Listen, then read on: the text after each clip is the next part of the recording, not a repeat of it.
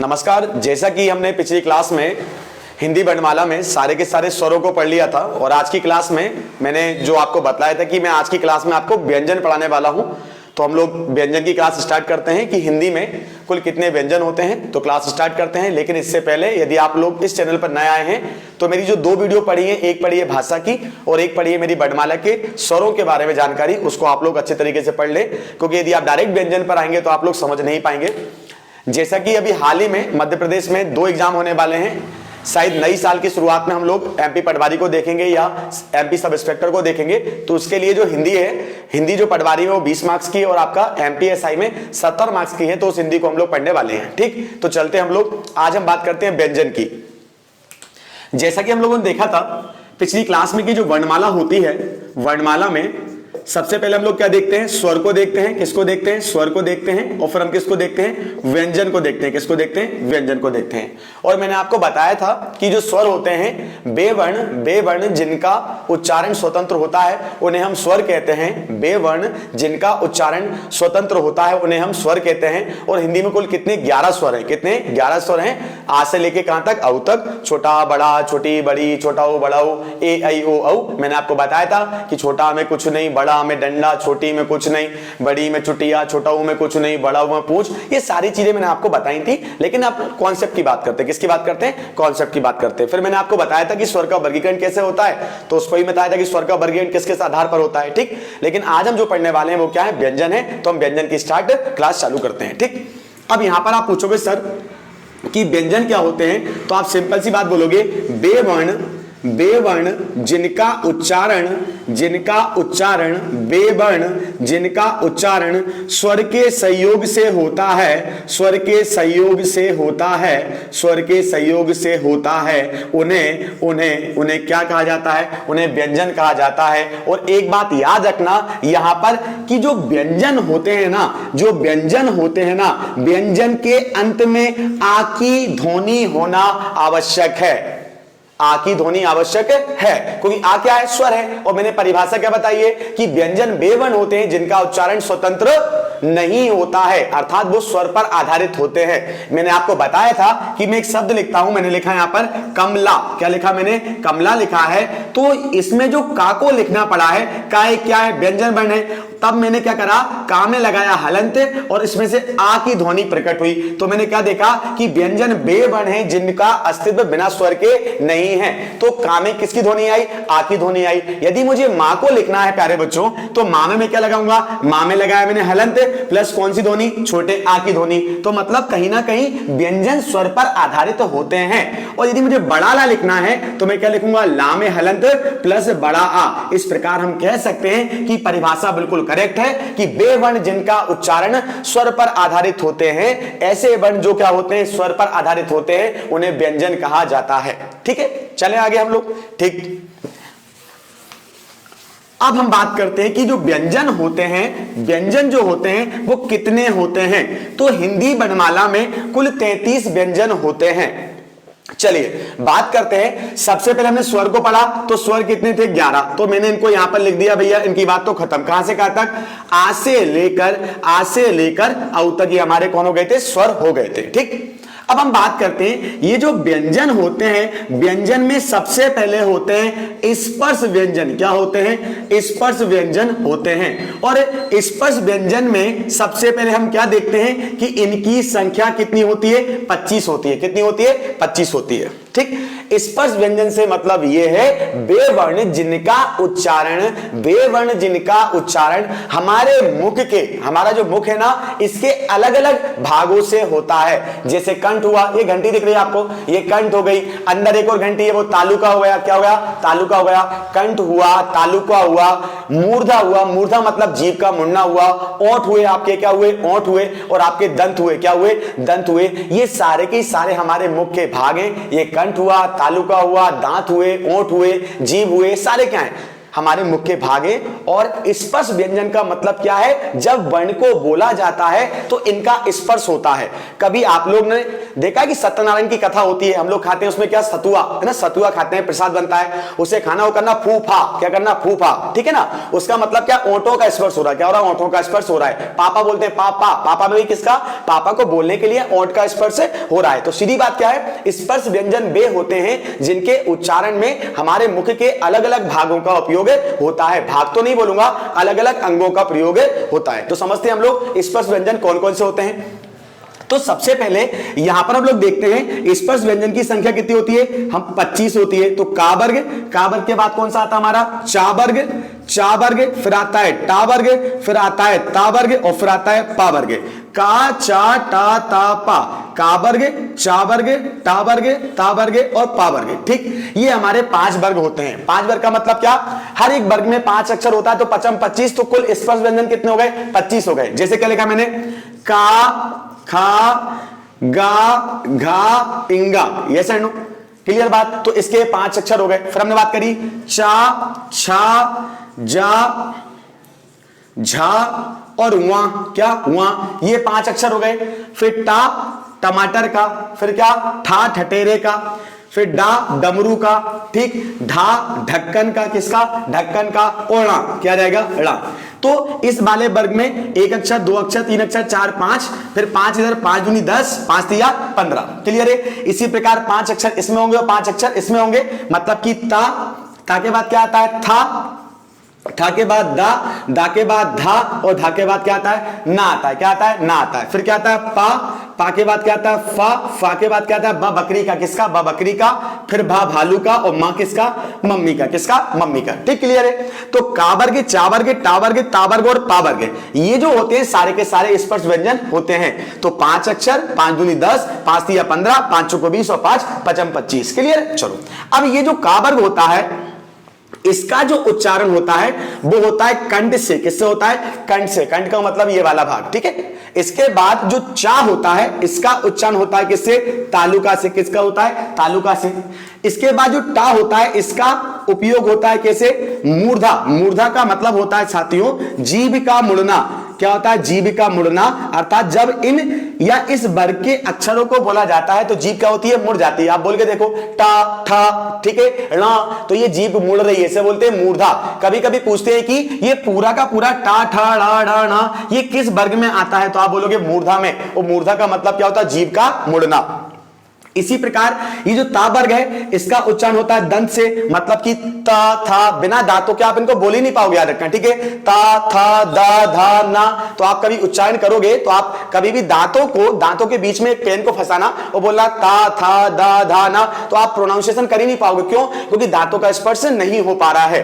अब हम बात करते हैं किसकी, पा वर्ग की। और जो पा वर्ग है वो कौन है, ओष्ठ। ओष्ठ मतलब क्या होता है, ओंठ होता है। क्या होता है, ओंठ होता है, मतलब कि बिना ओठों के आप लोग इनको नहीं बोल पाओगे। तो हमने क्या सीखा, स्पर्श व्यंजन क्या होते हैं, वे व्यंजन वर्ण जिनके उच्चारण में हमारे मुख के अलग अलग अंगों का प्रयोग होता है। जैसे कि ओंठ मतलब पा वर्ग, ता वर्ग मतलब दांत, टा वर्ग मतलब मूर्धा, और मूर्धा का मतलब क्या, जीभ का मुड़ना। इनको बोलने में जीभ मुड़ेगी। चा मतलब क्या, तालुका, और का मतलब क्या, कंठ से, मतलब इस वाले भाग से। तो ये सारे के सारे क्या होते हैं, स्पर्श व्यंजन होते हैं। अब प्रश्न यही पूछेगा वो कि कुल स्पर्श व्यंजन कितने होते हैं, तो 25 होते हैं। कभी कभी क्या पूछता है कि का, खा, गा, घा, ड़ा, इनका उच्चारण किससे होता है, कंठ से होता है। चा, छा, जा, झा, वा, इनका किससे होता है, तालुका से होता है। टा, ठा, इनका किससे होता है, मूर्धा से होता है। और अक्सर पूछता है मूर्धा का मतलब क्या होता है, तो आप आंख मूंछ के बोलना क्या होता है, जीभ का मुड़ना। फिर कौन, दंत, और फिर कौन, ओष्ठ। ओष्ठ मतलब ओंठ, और दंत मतलब आपके टीथ, है ना। ठीक, चलते आगे हम लोग। इतनी बात क्लियर हुई कि स्पर्श व्यंजन क्या होते हैं। तो आप बोलना कि वे वर्ण जिनका उच्चारण हमारे मुख के अलग अलग भागों से होता है उन्हें स्पर्श व्यंजन कहा जाता है। का वर्ग, चा वर्ग, टा वर्ग, ता वर्ग, और कौन सा, पा वर्ग। ठीक है भैया, चलते हैं। अब बात आती है कि सर आपने अभी बताया 11 तो कौन हो गए, स्वर हो गए। सर क्या हो गए, स्वर हो गए। अब आपने बोला कि 25 में कौन आ गए, आप बोलोगे 25 हो गए आपके कौन से स्पर्श व्यंजन हो गए, क्लियर। लेकिन आपने अभी बताया था कि कुल व्यंजन कितने होते हैं, 33 होते हैं। तो देखिए आप, इसके बाद जो 4 होते हैं उन्हें हम बोलते हैं ऊष्म व्यंजन। क्या बोलते हैं, ऊष्म व्यंजन। क्या बोलते हैं, ऊष्म व्यंजन। बेवर्ण जिनके उच्चारण में ऊर्जा, अत्यधिक ऊर्जा का प्रयोग होता है, अत्यधिक घर्षण का प्रयोग होता है, अत्यधिक ताकत की लगती है, उन्हें बोलते हैं हम ऊष्म व्यंजन। कभी आपने देखा जब घर में सांप निकलता है तो इस बोले सांप नहीं, चिल्लाते हो सांप निकला है, हथौड़ा, क्या हथौड़ा, सलजम, ठीक है। तो जब कभी वर्ण के उच्चारण में ऊष्मा का प्रयोग होता है, घर्षण का प्रयोग होता है, अत्यधिक ताकत लगती है, उसे हम बोलते हैं ऊष्म व्यंजन। और ऊष्म व्यंजन में याद रखना, सा शक्कर का, सा सांप का, सा षटकोण का और हा हथौड़े का, ये 4 जो होते हैं प्यारे बच्चों वो कौन होते हैं, ऊष्म व्यंजन होते हैं। शा, शा, शा और कौन सा, हा, ठीक है। तो क्या बोलोगे, अरे बेवर्ण जिनके उच्चारण में अत्यधिक ऊष्मा, घर्षण ना, ठीक है, ताकत लगती है, उसे क्या बोलते हैं, ऊष्म व्यंजन बोलते हैं। तो 4 कौन से होते हैं, ऊष्म व्यंजन हमारे होते हैं, ठीक है। समझ में आ गया आप लोगों को। तो क्या देखा, 11 स्वर हो गए, 25 कौन हो गए, स्पर्श व्यंजन।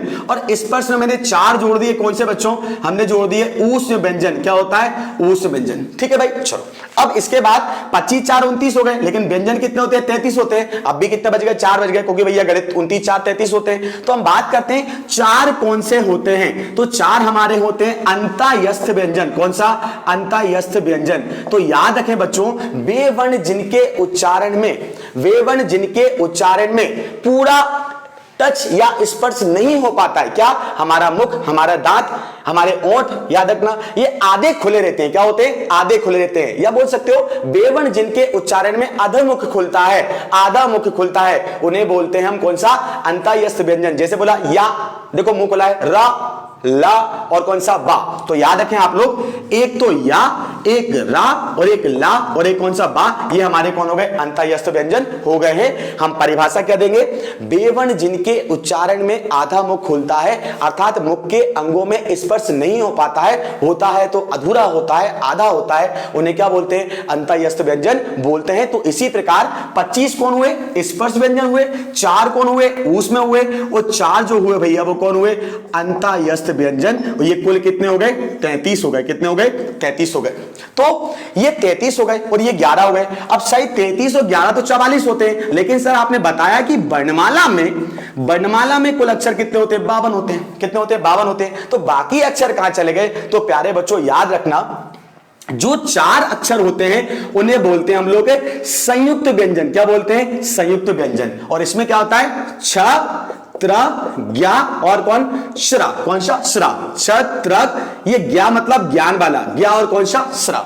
ये 4 कौन होते हैं, संयुक्त व्यंजन होते हैं। इसके बाद जो 2 होते हैं उन्हें बोलते हैं अयोगबहा। क्या बोलते हैं, अयोगबहा। अयोगबहा मतलब क्या, आ पे अम की बिंदी और आ में बिस्तर की बिंदी, तो अम कौन, अम और आहा, क्या, आहा, ये आपके होते हैं अयोगबहा। कौन होते हैं, अयोगबहा। तो फिर से रिपीट कर रहा हूं, संयुक्त व्यंजन होते हैं 4, छ, त्र, ज्ञा, श्रा, 2 होते हैं अयोगबहा, अम और आहा। तो हमने क्या देखा, 33 और 11 हो गए कितने हमारे, 44, 44 और 4 कितने हो गए, 48, 49 और 1 कितना, 50। ये कुल 50 अक्षर हो गए। लेकिन वर्णमाला में कितने होते हैं, 52। तो हम देखते हैं 2 कौन से होते हैं। तो 2 होते हैं हमारे द्विगुण।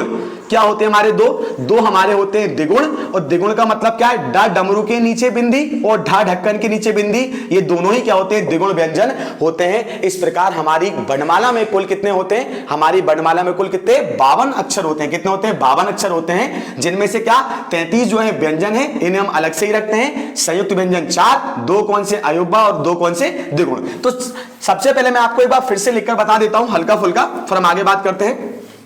स्पष्ट लिख देता हूं मैं पूरा आपको। सबसे पहले क्या देखा हम लोगों ने, जो स्वर होते हैं वो कितने होते हैं, 11 होते हैं। इसके बाद जो स्पर्श व्यंजन है प्यारे बच्चों, जो स्पर्श व्यंजन है उनकी संख्या कितनी है, 25 है। जो अंतःयस्थ हैं उनकी संख्या कितनी है, 4 है। जो ऊष्म व्यंजन है, कौन है, ऊष्म व्यंजन है, उनकी संख्या भी कितनी है, 4 है। फिर इसके बाद संयुक्त व्यंजन, कौन, संयुक्त व्यंजन जो है वो कितने हैं, 4 हैं। अयोगबहा जो है वो कितने हैं, 2 हैं। और 2 ही क्या है, द्विगुण है। कितने हैं, द्विगुण है। इस प्रकार ये पूरी वर्णमाला होती है। तो 25 4 29, 29 4 33, 33 4 44, 33 4 44 नहीं होगा, 33 4 कितने हो गए 37, 38 39 40 41 और 11 कितने हो गए 52 के आसपास हो गए। ठीक, तो ये कुल कितने होते हैं 52 अक्षर वर्णमाला में होते हैं। ठीक, तो ये हमारी पूरी की पूरी कौन हो गई, ये हमारी हो गई व्यंजन के बारे में जानकारी। अब अगली क्लास में हम देखेंगे कि अल्पप्राण क्या होते हैं, मतलब कि व्यंजन के भेद क्या होते हैं, अल्पप्राण क्या है, महाप्राण क्या है, फिर हम देखेंगे शुभ अशुभ अक्षर क्या होते हैं, घोष अघोष क्या होते हैं। तो इसी प्रकार हमारी क्लास चलती रहेगी। तो आज हमने क्या पढ़ा, आज हमने व्यंजन के बारे में पढ़ा। तो आप बताओगे कि बेवर्ण जिनका उच्चारण स्वर के सहयोग से होता है उन्हें हम व्यंजन कहते हैं। हिंदी में कुल क्या 33 व्यंजन होते हैं, जिनमें से 25 जो हो गया वो कौन हो गया स्पर्श व्यंजन हो गया, 4 जो हो गया वो कौन हो गए अंतःस्थ व्यंजन हो गए, 4 जो हो गए वो ऊष् व्यंजन हो गए। कितने ऊष् व्यंजन, अंतःस्थ मतलब या रा ला वा, शा शा मतलब ऊष् व्यंजन हो गए, का वर्गे चा वर्गे टा वर्गे ता वर्गे पा वर्गे ये कौन हो गए आपके सारे स्पर्श व्यंजन हो गए। कौन से हो गए स्पर्श व्यंजन हो गए। 2 कौन है अयोगवाह, 2 कौन है द्विगुण और 4 कौन है संयुक्त। तो इस प्रकार आप लोग देखकर चले। अब यहां पर एक चीज याद रखना कि संयुक्त व्यंजन जो होते हैं उसमें हम बात करते हैं छत्रक। तो ये आपका जो छत्रक बनता है, छत्री जो वाला जो होता है हम लिखते हैं ना अक्षर, क्या लिखते हैं अक्षर। तो छत्र जो बनता है वो बनता है का में हलंत प्लस सा षटकोण का। इस प्रकार आपका क्षत्रिय का छ बनता है। ठीक, इसके बाद त्रा जो होता है वो ता में हलंत प्लस रा बनता है। क्या बनता है ता में हलंत प्लस रा मतलब त्रा बनता है। इसी प्रकार जा में हलंत प्लस वा ये बनता है आपका ज्ञा। क्या बनता है ज्ञा बनता है। और आपका अंत जो होता है श्रवण वाला श्रा उसमें बनता है सा शक्कर का प्लस क्या रा।